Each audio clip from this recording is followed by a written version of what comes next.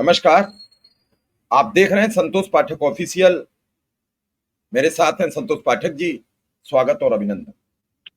बहुत बहुत धन्यवाद शिव जी और संतोष पाठक ऑफिशियल यूट्यूब प्लेटफॉर्म के भी तमाम दर्शकों को नमस्कार। एक बार फिर से एक बड़ी खबर लेकर हाजिर हुए हम आपके सामने। और वो सिर्फ खबर, वो तो खबर तो कई जगह चल रही होगी, लेकिन उसके पीछे क्या क्या होने वाला है और अगले 5-6 घंटे बिहार की राजनीति के लिए कितने ज्यादा महत्वपूर्ण रहने वाले हैं, उसके एक एक तथ्यों को लेकर इस स्टोरी में हम आपके सामने आए और हमेशा की तरह शुरुआत शिव जी करेंगे। जी शिव जी। आज वो वक्त आ गया, वो घड़ी आ गया जब बिहार विधानसभा चुनाव की तारीखों का ऐलान। कुछ घंटे बाकी हैं, कुछ पल बाकी हैं और इस दौरान चुनाव आयोग बिहार घूम कर आए हैं। दिल्ली में प्रेस कॉन्फ्रेंस करेंगे। कल जब वो प्रेस कॉन्फ्रेंस कर रहे थे तो ना तो वोट चोरी पर जवाब दे रहे थे, ना किसी मुख्य मुद्दे पर बोल रहे थे। हाँ, एक मुद्दा जरूर चला कि बुर्का पहने महिलाएं जो आएंगी उनका क्या होगा, उस पर भी गोलमाल। जब वो परसों सभी राजनीतिक दलों की बैठक बुलाए थे तो उन्होंने प्रशांत किशोर को नहीं बुलाया। क्यों नहीं बुलाया? जीतन राम मांझी को नहीं बुलाया, वो तो केंद्रीय मंत्री है। ऐसे कई दल थे जो नहीं बुलाए गए। बैठक के दौरान बीजेपी के नेता और जदयू के नेता आपस में भिड़ते नजर आए। वो कहते नजर आए कि छठ का और दिवाली का विशेष ख्याल रखा जाए। बीजेपी ने बीजेपी की बखिया उधेड़ दी। पहले छुट्टी के दिन वोटिंग होती थी तय अकाउंटिंग, और फिर बीजेपी लेटर लिखती थी, फिर वो आगे पीछे होती थी तो बीजेपी को एक हिंदू धर्म से सहानुभूति मिल जाती थी। इस बार बीजेपी के नेता, जदयू के नेताओं ने पहले ही हंगामा मचा दिया कि त्योहार के दिन वोट मत करा देना, त्योहार के दिन काउंटिंग मत करा देना।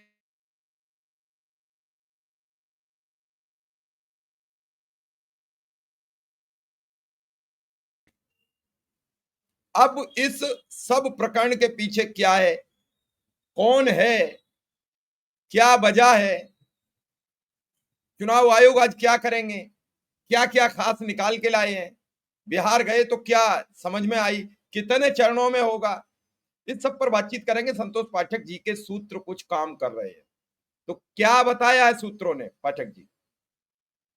देखिए शिव जी, जब संकट का समय आता है ना, तभी असली सेनापति की पहचान होती है, असली नेतृत्व की पहचान होती है और सेना के अंदर कितना अनुशासन बना हुआ है उसकी पहचान होती है। अभी संकट का समय है।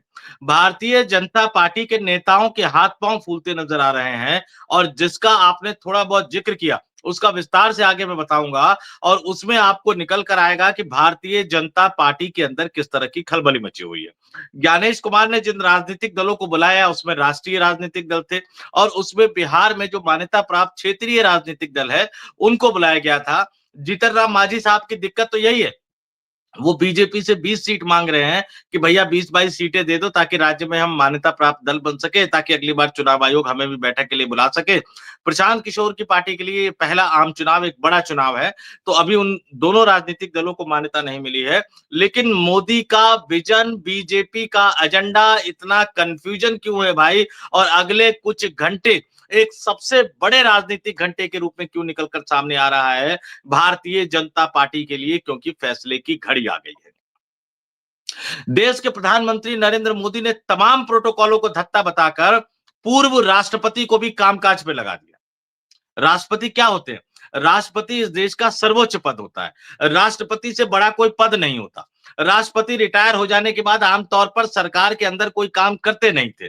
कोविंद साहब रिटायर हुए, उनको भी इतना मोह बैठ के लेने का, कुर्सी पे बैठने का, एक कमेटी बना दी गई एक देश एक चुनाव को लेकर। रामनाथ कोविंद को अध्यक्ष बना दिया गया। कमेटी का नोटिफिकेशन एक मंत्रालय ने जारी किया, तकनीकी रूप से एक मंत्रालय के अंतर्गत आ गया। वो राष्ट्रपति को भी काम पर लगा दिया। क्यों? क्योंकि मोदी को अपने विजन को लागू करना था, एक देश एक चुनाव, और यहां भारतीय जनता पार्टी ने उनके विजन को ठेंगा दिखा दिया। आपने जो बैठक की बात कही, ज्ञानेश कुमार गए, अपने दोनों चुनाव आयुक्तों के साथ गए, बिहार में जाकर उन्होंने बैठक की। जनता दल यूनाइटेड नीतीश कुमार की पार्टी के नेता ने कहा, साहब बिहार में कोई समस्या नहीं है, न नक्सलियों की समस्या है, न कानून व्यवस्था की समस्या है, तो बिहार की सभी 243 विधानसभा सीटों पर एक चरण में मतदान आप क्यों नहीं करवा देते हैं? भाई ये तो मोदी जी का एजेंडा है ना, एक देश एक चुनाव। एक राज्य एक चुनाव नहीं करवा पा रहे। दिलीप जायसवाल से पूछा गया, बीजेपी के बिहार प्रदेश अध्यक्ष थे, बुरके वाली बात तो उन्होंने कही, बुरके वाली बात पर आगे आऊंगा मैं। उसके साथ उन्होंने कह दिया भैया 2 चरण में चुनाव करा दो। अब जेडीयू ने मांग उठा दी तो लाजेसर में 1-2 चरण में, यानी वो 2 चरण पर जाकर अटक गए। भाई मोदी का विजन एक देश एक चुनाव है। बीजेपी का प्रदेश अध्यक्ष चुनाव आयोग, मुख्य चुनाव आयुक्त से कह रहा है कि एक देश एक चुनाव तो छोड़िए, एक राज्य एक चुनाव संभव नहीं है और बिहार की 243 विधानसभा सीटों पर 2 चरण में चुनाव करा दीजिए। अब ये ज्ञानेश कुमार पर है, निष्पक्ष मुख्य चुनाव आयुक्त ज्ञानेश कुमार पर है, इस देश के निष्पक्ष चुनाव आयोग पर है, इस देश के निष्पक्ष केंद्रीय चुनाव आयोग पर है।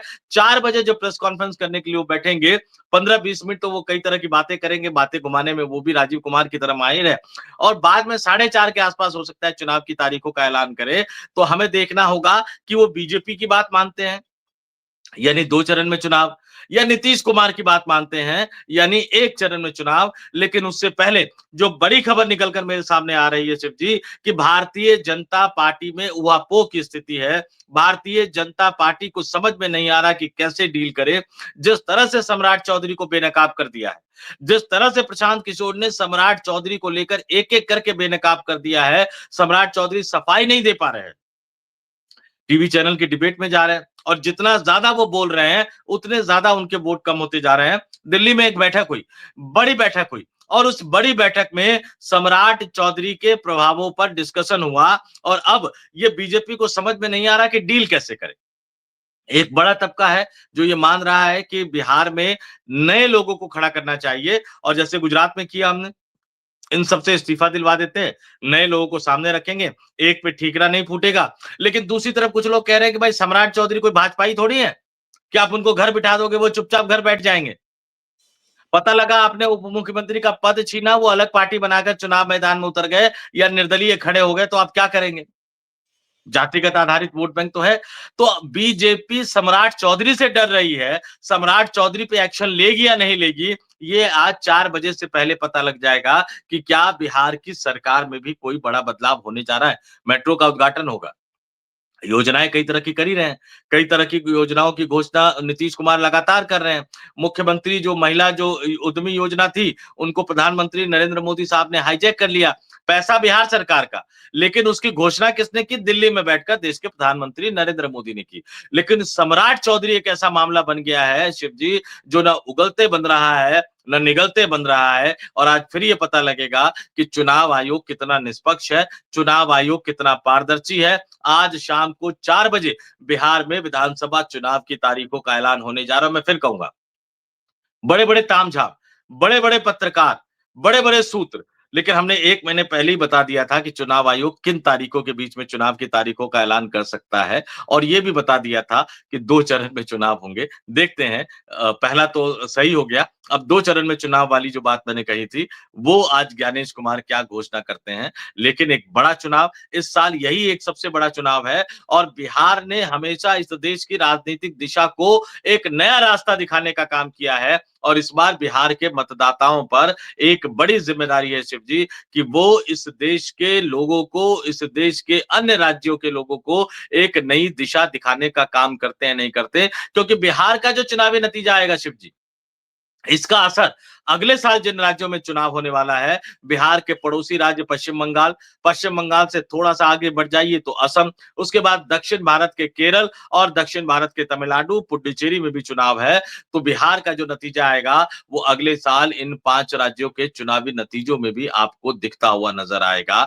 और निश्चित तौर पर आज ज्ञानेश कुमार की भी बड़ी परीक्षा है, भारतीय जनता पार्टी की भी बड़ी परीक्षा है, कि जिसकी डिग्री पर सवाल है, जिसकी निष्ठा पर सवाल है, जिसके आपराधिक रिकॉर्ड को लेकर कई तरह की बातें सामने आ रही है, क्या वही बिहार में भारतीय जनता पार्टी का चेहरा बना रहेगा, जिसको इंपोर्ट करके लाए हैं? प्योर भाजपाई नहीं है, प्योर संघी नहीं है, इंपोर्ट करके लाए हैं, आयात करके लाए हैं, और वो आयातित नेता भारतीय जनता पार्टी के गले की हड्डी बन गया है। जिस वक्त हम इसको रिकॉर्ड कर रहे हैं, 11:30 बजने वाले हैं। 4 बजे से पहले-पहले बीजेपी क्या करेगी सम्राट चौधरी के भविष्य को लेकर, उस पर हम तमाम लोगों की नजरें बनी रहेंगी शिव जी। इस पूरे वाकये में ये समझ में नहीं आ रही है कि बीजेपी क्या कर रही है। अब बीजेपी के सामने समस्या ये है कि चुनाव आयोग को बचाएं, नीतीश को बचाएं, नीतीश डूबेंगे तो सरकार केंद्र की चली जाएगी, और बीजेपी डूबेगी तो बीजेपी जवाब क्या देगी कि बीजेपी एक छत्र राज्य चल रहा है, मोदी का अश्वमेध दौड़ रहा है, अमित शाह उस अश्वमेध के घोड़े पर दौड़ सवार होकर हांके जा रहे हैं। बीजेपी क्या करे? कुछ सूझता नहीं है, कुछ समझ नहीं आती है, निर्णय क्या लें? क्या सम्राट चौधरी को बाहर का रास्ता दिखाएं? अगर सम्राट चौधरी को बाहर का दिखाया तो कुशवाहा वोट नाराज हो जाएगा। अगर नीतीश कुमार को बाहर का रास्ता दिखाएं तो कुर्मी वोट नाराज हो जाएगा। बचा कौन? बीजेपी की स्थिति अब हो गई है कि गर्म दूध कर लिया है, ना पी सकते हैं, मुंह में भरा हुआ है, ना उगल सकते हैं। उगलेंगे तो दूध खराब हो जाएगा और पी लेंगे तो आंतें जल जाएंगी। इस आंतें जलाने में बीजेपी परेशान है। हालांकि मैं ये नहीं कहता हूं कि चुनाव नहीं जीतेगी, बीजेपी के पास चुनावी मशीनरी है, चुनावी ताकत है। चुनाव जीत जाए तो कोई बड़ी बात नहीं होगी, हार जाए तो जरूर बुरी बात होगी। मैं दोनों शब्द कह रहा हूं, मेरी बात हमको ध्यान से सुने दर्शक, कि जीत जाए तो कोई अतिशयोक्ति नहीं होगी, जीती चल रही है। हार गए तो बुरी बात होगी। तो हार को रोकने के लिए मोदी जी और अमित शाह सब दाव लगा देंगे, चौसर में राजा भी लगा देंगे, रानी भी लगा देंगी, वजीर भी लगा देंगे, जो कुछ है वो सारे मोहरे लड़ रहे होंगे। और विपक्ष अब चुनाव का जो टेम्पो बना दिया था, तो राहुल गांधी किसी काम से विदेश चले गए, तेजस्वी ढीले पड़ गए, और तेज प्रताप यादव रैंप भाग पे आ गए। ऐसा नहीं है, संजीदा नहीं है कोई अभी। बीजेपी अपने घाव सहला रही है, और तेजस्वी और राहुल गांधी अपनी जो यात्रा में थकान हो गई थी वो थकान उतार रहे हैं। गड़बड़ी दोनों तरफ है, बेचैनी दोनों तरफ है। अगर कोई बहुत मेहनत कर रहे हैं नेता, तो कामरेड कर रहे हैं, वामपंथी कर रहे हैं, सब लगे हुए हैं जी जान से। आज की तारीख में बिहार में किसी भी दल के लिए सटीक पोजीशन नहीं है। हालांकि सर्वे वाले इंडिया गठबंधन को जिताते रहेंगे, और जितना इंडिया गठबंधन जीतता रहेगा उतना ही आसानी से चुनाव लड़ेंगे और बीजेपी चुनाव जीत जाएगी। ये और एक नया तरकीब निकाली है बीजेपी ने। यही गेम हरियाणा में खेला, यही महाराष्ट्र में खेला, यही मध्य प्रदेश में खेला, यही राजस्थान में खेला, यही छत्तीसगढ़ में खेला, और यही खेल रहे हैं बिहार में।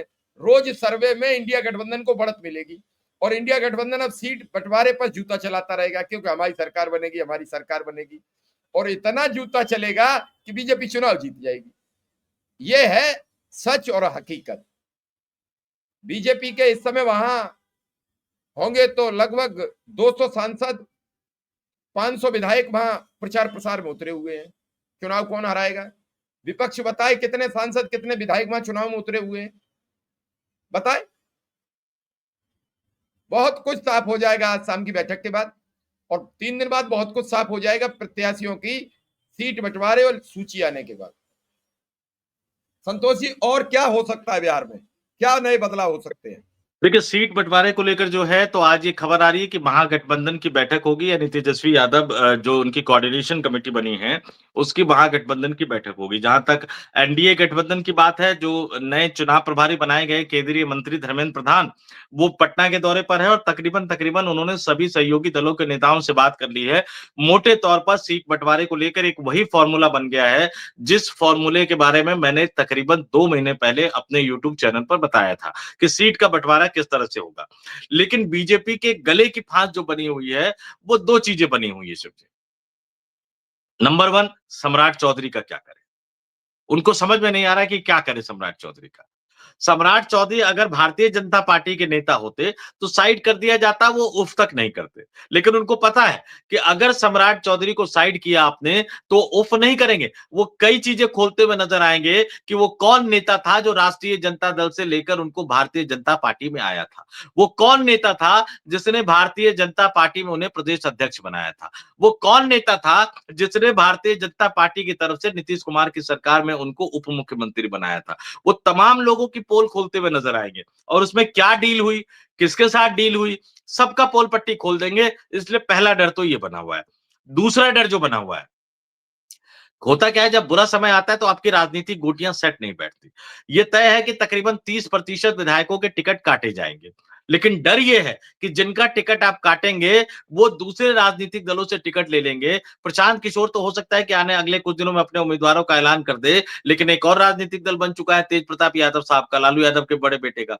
तो टिकट देने वालों की कमी नहीं है, और जहां पर वो दाव लगाते हैं वहां पर चीजें फंसती हुई नजर आती है। पवन सिंह पर दाव लगाया, उपेंद्र कुशवाहा से मिलवाया, अमित शाह से मिलवाया, जेपी नड्डा से मिलवाया, उनको विधायक का चुनाव लड़ाने की बात आ रही थी निकलकर, लेकिन उनकी जो पत्नी है वो उनके लखनऊ आवास पर पहुंच गई। तो अब पवन सिंह कितने ज्यादा, जिस दिन वो मिले थे मैंने उसी दिन कहा था कि एक विवादित नेता को लाकर वो क्या हासिल करना चाहते हैं, एक विवादित अभिनेता को लाकर वो क्या हासिल करना चाहते हैं, और उनके तमाम अश्लील गीत वायरल होंगे। पश्चिम बंगाल में जब उनको चुनाव में उतारा था भारतीय जनता पार्टी ने, तृणमूल कांग्रेस ने बंगाली अस्मिता से जोड़ दिया था। तो वो तमाम चीजें निकल कर सामने आएगी। और दूसरी बात, ये बिहार को राजस्थान और गुजरात समझ रहे हैं। देखिए, बिहार की तासीर राजस्थान, गुजरात की तासीर की तरह से नहीं है। ये सुनने में आ रहा है कि बहुत ज्यादा सांसदों को, अब इसमें देखिए राजीव प्रताप रूडी अब सिर्फ एक सांसद नहीं है, सिर्फ एक जाति भर के नेता नहीं है। राजीव प्रताप रूडी वो नेता है जिन्होंने सोनिया गांधी और राहुल गांधी का वोट हासिल करके अमित शाह के उम्मीदवार संजीव बालियान को कॉन्स्टिट्यूशन क्लब के चुनाव में हराया था। अब बताया जा रहा है कि उनको विधायकी का टिकट दिया जाएगा। कई सांसदों को विधायकी का टिकट देने की बात हो रही है, जैसे गुजरात में किया उन्होंने, जैसे मध्य प्रदेश में किया इन्होंने, जैसे राजस्थान में किया उन्होंने। लेकिन भरोसा किसी को नहीं है। राजस्थान में महंत बालकनाथ गए ना बेचारे, सांसद ही छोड़ के विधायक बन के। नहीं नहीं, योगी आदित्यनाथ, मैं ये क्या करेंगे कि कई बड़े नेताओं को उतार देंगे और कहेंगे तुम मुख्यमंत्री पद के दावेदार हो, तुम अपने इलाके में जो 20 सीटें हैं उन्हें संभालो। तो वो बेचारा जी जान से लग जाता है। मध्य प्रदेश में ये प्रयोग इनका सफल हो गया, गुजरात में सफल हो गया। वो अपने इलाके के सही विधायकों से कहता है देखो मैं भावी मुख्यमंत्री हूं, तुम जी जान से जितनी ज्यादा से ज्यादा, तो 7-8 मुख्यमंत्री लड़ा देंगे, 7-8 उप मुख्यमंत्री लड़ा देंगे, तो कुछ न कुछ तो चुनाव बढ़ेगा। अब जनता कब समझेगी, ये जनता तय करेगी। नहीं, वो दर्द तो आज तक झेल रहे हैं। मैं राज्यवर्धन सिंह राठौर की बात नहीं कर रहा, राजस्थान में मंत्री बन गए, या दिया कुमारी की बात भी नहीं कर रहा कि उप मुख्यमंत्री बन गई हूँ। मैं एक व्यक्ति की बात करूंगा, महंत बालकनाथ की। सांसद थे बेचारे, दिल्ली में औरा था, दिल्ली में रुतबा था, विधायकी का चुनाव लड़वा दिया गया, और उसके बाद योगी आदित्यनाथ लखनऊ से लेकर दिल्ली तक दौड़ लगाते रहे। उनको मुख्यमंत्री नहीं बनाया गया, उप मुख्यमंत्री नहीं बनाया गया, और मुझे पता है कि फाइनली कह दिया गया कि ठीक है मंत्री बना देते हैं। तो महंत बालकनाथ ने थोड़ी सी अपनी इज्जत रख ली कि नहीं, रहने दीजिए, मैं विधायक बन के ही संतुष्ट हूं, मैं मंत्री नहीं बनूंगा। लेकिन दुख तो है। और फिर उनकी जो लोकसभा सीट थी उसमें से लड़ने किसको भेज दिया? भूपेंद्र यादव को लड़ने भेज दिया। यानी भूपेंद्र यादव अब जब तक लोकसभा की राजनीति में सक्रिय रहेंगे, उस अलवर सीट से दोबारा महंत बालकनाथ लोकसभा का चुनाव नहीं लड़ पाएंगे। तो लोकसभा की सीट भी छीन ली, या तो दूसरी जगह पर जाए। और जबकि उनके साथ उनके पैरोकार कौन थे? नाथ संप्रदाय से आने वाले उत्तर प्रदेश के मुख्यमंत्री योगी आदित्यनाथ। और ऐसा बहुतों के साथ हुआ। मध्य प्रदेश में कैलाश विजयवर्गीय आज तक समझ नहीं पा रहे कि उनके साथ क्या हो गया। कैलाश विजयवर्गीय भारतीय जनता पार्टी के राष्ट्रीय महासचिव, अमित शाह के करीबी आदमी, पश्चिम बंगाल का प्रभारी बनाया गया। यहाँ पर बहुत सारे डील डॉल और ये सारे जो कामकाज होते थे, ये वो डील किया करते थे। पता नहीं कौन सी उनसे गलती हो गई, ऐसी गलती हो गई कि यहाँ जो केंद्र में मंत्री बनने की सोच रहे थे, उन्हें मध्य प्रदेश में विधायकी लड़ा दिया गया। वो भी तब जब वो 3 दशक पहले उस तरह का इलेक्शन लड़ चुके थे। वो बाकायदा जनता में कहते थे कि मैं लड़ना नहीं चाहता था, लेकिन अब भाजपा आलाकमान ने आदेश दिया तो मैं लड़ रहा हूं। अब उनको किसके अंदर में? मोहन यादव जो राजनीति में उनसे जूनियर है, उनके अंदर में उनको मंत्री बनकर रहना पड़ रहा है। मोहन यादव उज्जैन से, और उज्जैन से कुछ ही किलोमीटर की दूरी पे इंदौर से कैलाश विजयवर्गीय। अब ये सोचिए, कई बार वो फ्रस्ट्रेशन निकलकर सामने आ जाता है। प्रहलाद सिंह पटेल उमा भारती के करीबी नेता माने जाते थे, भारतीय जनता पार्टी के दिग्गज नेता, केंद्र में मंत्री पद छुड़ा के उनको मध्य प्रदेश में जाके मंत्री बना दिया गया। लेकिन जैसा कि मैंने कहा कि बिहार की तासीर मध्य प्रदेश, राजस्थान और गुजरात की तरह से नहीं है। नित्यानंद राय गृह राज्य मंत्री हैं, विधायक का चुनाव लड़ेंगे जाके क्या? राजीव प्रताप रूडी विधायकी का चुनाव लड़ेंगे क्या? रविशंकर प्रसाद वो तो पुरजोर ताकत लगाएंगे कि नहीं भाई, विधायकी का नाला, केंद्र में मंत्री पद तो छीन ही लिया, 2-4 प्रेस कॉन्फ्रेंस करते हैं। पता लगा पटना में जाके प्रेस कॉन्फ्रेंस करने की नौबत आए। और एक बड़ी दिलचस्प बात मैं बताऊंगा, ये मैं तारीफ करके कहूंगा। दिल्ली में भारतीय जनता पार्टी के केंद्रीय कार्यालय में प्रेस कॉन्फ्रेंस और पटना में भारतीय जनता पार्टी के कार्यालय में प्रेस कॉन्फ्रेंस, इसमें बहुत अंतर है। छक्के छूट जाते हैं पटना में प्रेस कॉन्फ्रेंस करने में। एक दो भी ढंग का पत्रकार अगर एंट्री हो गई ना, तो फिर ये सवालों के जवाब नहीं दे सकते। ज्ञानेश कुमार गए थे ना पटना में, सीधे पूछ लिया कि भैया इतने नाम काटे हैं, बीजेपी के नेता आते हैं, सत्तारूढ़ पार्टी के नेता आते हैं, कहते हैं कि अवैध घुसपैठिए, विदेशी नागरिक, आप बता दीजिए कितने विदेशी नागरिकों के नाम आपने वोटर लिस्ट से काटे हैं। ज्ञानेश कुमार से जवाब देते नहीं बना। क्या करें, ना कह नहीं सकते, ना कह देंगे तो मोदी जी नाराज हो जाएंगे। मोदी जी का पूरा इलेक्शन एजेंडा जो गुब्बारा है उसको पंचर तो नहीं कर सकते, तो गोल मट्टा करते हुए लंबा चौड़ा पृष्ठभूमि बनाते हुए बोलते हुए नजर आए। और यही मैं कह रहा हूं कि ये तमाम जो दिग्गज नेता देश की राजधानी दिल्ली में बैठे हुए जो बिहार के लिए कुछ नहीं कर रहे हैं, अब गिरिराज बाबू को कह दिया जाए कि जाइए विधायकी का चुनाव लड़िए। कौन से जमाने में वो नीतीश की सरकार में मंत्री हुआ करते थे, तो इनके हाथ पांव तो फूल जाएंगे।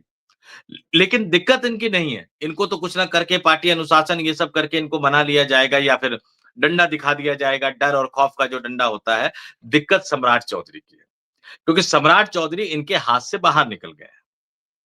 वो कुछ नहीं कर सकते, वो कुछ नहीं कर सकते वो सम्राट चौधरी का, और यही सबसे बड़ी दिक्कत हो रही है। हाँ, विधानसभा चुनाव जीत जाएंगे, उसके बाद सम्राट चौधरी को दोबारा उप मुख्यमंत्री नहीं बनाएंगे, ये तो मैं जानता हूं, ये तय है।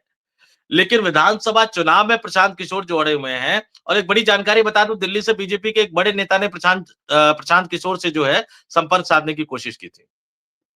ये एक बड़ी खबर मैं बता रहा हूं अपने दर्शकों को। दिल्ली से बीजेपी के एक बड़े नेता ने प्रशांत किशोर से संपर्क साधने की कोशिश की और ये कहा कि जो अपना गन घुमाए हुए हैं भारतीय जनता पार्टी के नेताओं की तरफ, जरा दूसरी पार्टी की तरफ घुमा दे। तो प्रशांत किशोर ने जवाब दिया, वो भी बता देता हूं कि भाई साहब, मैंने 10 साल बिहार को दिए हैं, 3 साढ़े 3 साल हो गए हैं, तकरीबन साढ़े 6-7 साल बचे हुए हैं। अगर मुझे संभावनाएं दिख रही है, कहां संभावना दिख रही है? शहरी सीटों पर। शहरी सीटों पर कौन लड़ रही है? जनता दल यूनाइटेड बहुत कम लड़ रही है। शहरी सीटों पर भारतीय जनता पार्टी लड़ रही है, और प्रशांत किशोर की पार्टी को कौन वोट देंगे? आरजेडी के वोट बैंक वाले नहीं देंगे, कांग्रेस के वोट बैंक वाले नहीं देंगे, ओवैसी के वोट बैंक वाले नहीं देंगे। भारतीय जनता पार्टी का जो समर्थक, जो मिडिल क्लास का जो वोट बैंक है शिव जी, वही प्रशांत किशोर को वोट देंगे। और चुनावी राजनीति के दिग्गज और माहिर माने जाने वाले प्रशांत किशोर समझ गए हैं कि उनकी पार्टी मजबूत होगी तो वो भारतीय जनता पार्टी की कीमत पर मजबूत होगी। इसलिए प्रशांत किशोर ने बड़ी सफाई से पुराने रिश्तों का हवाला देने के बावजूद, दर्शक कम कहे को ज्यादा समझिएगा, पुराने रिश्ते का हवाला तो कौन दे सकता है, तो पुराने रिश्ते का हवाला देने के बावजूद प्रशांत किशोर ने हाथ जोड़ लिए कि मैं जो कर रहा हूं मुझे करने दीजिए, क्योंकि मुझे जन स्वराज को बिहार की राजनीति में स्थापित करना है। जी शिव जी। चलिए, बड़ी महत्वपूर्ण जानकारी दी कि अगर प्रशांत किशोर से भी संपर्क, मतलब बीजेपी का जो फंडा है वो बड़ा साफ है, किसी भी हालात में सत्ता में बने रहे। इसके अलावा कोई फंडा नहीं है, कोई नियम नहीं है, कोई कानून नहीं है, कोई संविधान नहीं है, कोई प्राविधान नहीं है, कोई इफ बट नहीं। अगर इन सब पर वो कहीं पर भी उसे कुछ करने की जरूरत पड़ेगी तो वो हर हाल में करेगी। सत्ता उनका केंद्र बिंदु बन चुकी है कि सत्ता से हटे तो कई काले कारनामे खुलकर सामने आएंगे, जो कई के चेहरे ही नहीं, लिबास सब कुछ काला हो जाएगा। संतोष जी ने बड़ी महत्वपूर्ण जानकारी दी है। इस वीडियो को देखें, आगे बढ़ाएं। इसी के साथ संतोष जी से इजाजत लूंगा। धन्यवाद, नमस्कार। शिव जी, एक बात मैं अपने दर्शकों से जरूर कहूंगा कि भैया कमेंट करके बता देना कि निष्पक्ष चुनाव आयोग की निष्पक्षता पर उन्हें कितना भरोसा है, और बीजेपी में इतना घबराहट का माहौल क्यों है, और इसके बावजूद भी बीजेपी जीतेगी, इसको लेकर कितना भरोसा उनको है, कितनी सीटें बीजेपी को मिलेगी। और राहुल गांधी तेजस्वी यादव के बारे में भी कुछ कह दीजिएगा। चुनाव जो है ना, भारतीय जनता पार्टी ने एक फुल टाइम काम बना दिया है आपको चुनावी राजनीति में भारतीय जनता पार्टी को हराने के लिए। 24 घंटे सातों दिन जुटना पड़ेगा। ऐसा नहीं करेंगे तो मोदी और शाह की भाजपा से जीत नहीं पाएंगे। दर्शकों से ये भी अपील करूंगा कि वीडियो को अपने पास रोकिएगा मत, ज्यादा से ज्यादा लोगों तक पहुंचाइएगा, ताकि ये तमाम बातें ज्यादा से ज्यादा लोगों तक पहुंच पाए। आप तमाम लोगों के प्यार, साथ, सहयोग, समर्थन, समर्पण का बहुत बहुत शुक्रिया। नमस्कार। धन्यवाद।